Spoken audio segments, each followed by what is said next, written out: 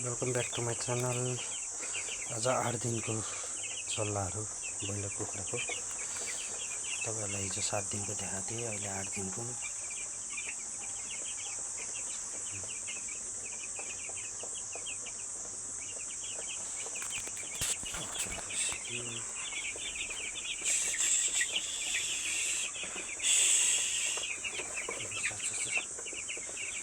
डल्लो परेर बस्छ कि एउटै ठाउँमा खाँदैन, बल्ल भएको छ।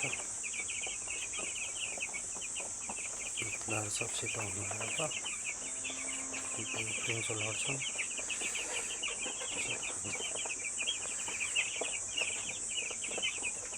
तपाईँको 8 दिनको हो, हिजो 7 दिनको देखाएको थिएँ मैले। सधैँ देखाउँछु मैले।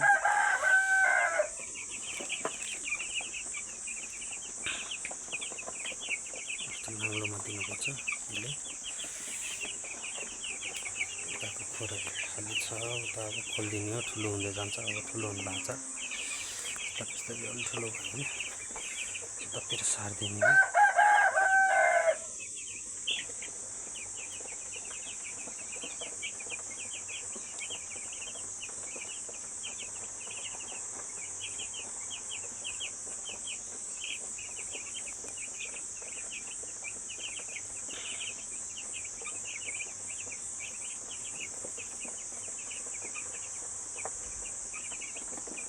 ब्रोइलर कुखुरा अल्छी हुन्छन्, जता बसी खानुपर्छन्।